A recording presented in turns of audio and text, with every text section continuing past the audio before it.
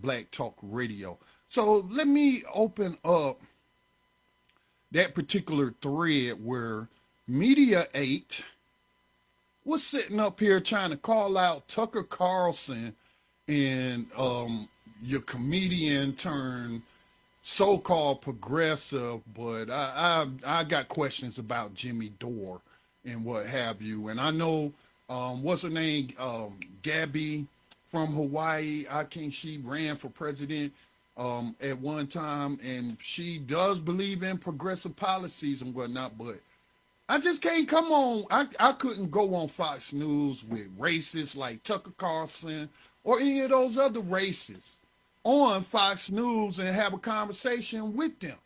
I can't do that. You know what I'm saying? No. But anyway, this is what Media 8 put out. I hate to agree with you, but I do. Tucker Carlson co-signs Jimmy Dore's baseless, keyword, baseless claim of U.S. arms Nazis in Ukraine. Baseless claim that the U.S. arms Nazis in Ukraine. And so on their website, which I'm not gonna give to you, you know, you follow me on Twitter. You can find the thread where I'm replying to them and I'm saying to them, except that this has been reported on for many, many, many years, and it is sad to see the so-called fact checkers outright lie about those Nazis in Ukraine. And I included images from mainstream media that has been reporting on this since 2016, maybe even before. You know, I've done other segments on it, and some of those articles went kind of far back. So here's a couple of articles. I did this search on February the 28th on a Tuesday afternoon, exactly 1 minute afternoon. And these are some of the headlines. I'm going to give you the dates of the headlines. Neo-Nazis not top of mind for Senate Democrats pushing weapons for Ukraine. Top foreign policy maker Senator Bob Menendez couldn't say whether his bill would monitor where U.S. funded arms end up. That was in February of 2022. That was over a year ago, Media 8. Talking about people making baseless claims. That's disinformation. That's disinformation. And I'm sure that you probably was all on board, you all, you know, because your organization was all on board with the disinformation board proposed by the Biden administration, this draconian board that determines, well, who's telling the truth and who's lying and all this and that. And liars ain't the ones to be the arbitrators of the truth. Okay, and the governments do lie. People in governments lie. So that was from the Intercept in 2022, February. Then January 2016, the Jerusalem Post. The Jerusalem Post, right? Because if anybody's going to be reporting about Nazis anywhere in the world, that's going to be Jews in Israel, right? So this is a Jerusalem Post newspaper. Of course, they had an online publication. U.S. lifts ban on funding neo-Nazi Ukrainian militias.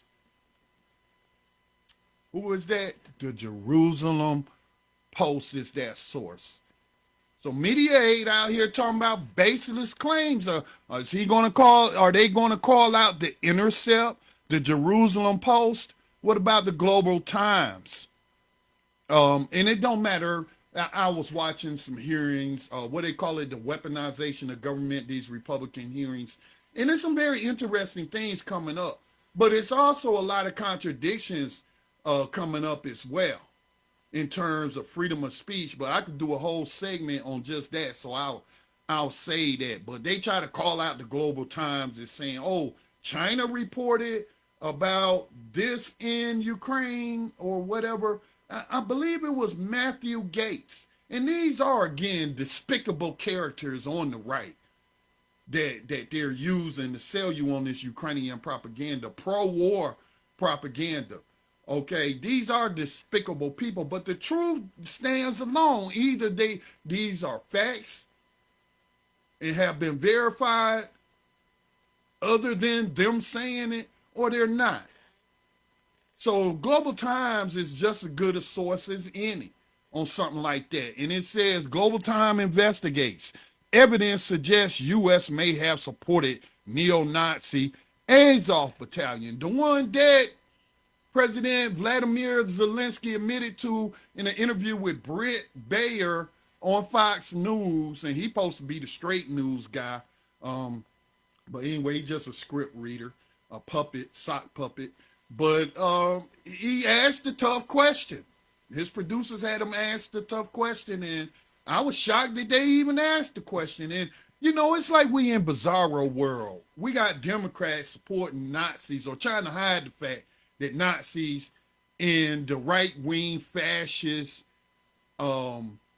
government, conservative government that Zelensky heads, which just outlawed democracy in Ukraine by banning all political parties. And you got Democrats trying to hide that and drum up support, including U.S. tax dollars for that. But then it's the Republicans, and again, despicable people, but them not wanting to back the Nazis in Ukraine. It's like they'll back U.S. Nazis and you know, fight for their freedom of speech, freedom to terrorize and practice white supremacy, and terrorism comes in many forms. Verbal terrorism is very oppressive, and it leads to things in action. Words lead to action. Okay, that's just how the universe works. But anyway, he admitted that's the name of the battalion, Azov. And then some of the reporting I was getting from some of these alternative news sources, like independent journalists, was uploading their stuff wherever they could.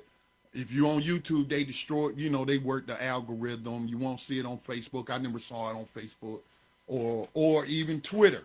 But I'm not on Twitter like that. But they are suppressed, you know, a lot of videos. But I've seen reporting where they had captured fighters, Ukrainian fighters, made them strip off their clothes to show the world, look at these Nazi tats all over these people. But then you want to have people like Chuck Schumer, Nancy Pelosi, Joe Biden try to whitewash this. Like we didn't see what we saw. Like that's Russian propaganda. Come on now. And then you have your useful idiots. They know it's a lie, but they belong to a gang, and they got to carry the gang line. You know, you might call them parties, but they do operate like lawless gangs at times.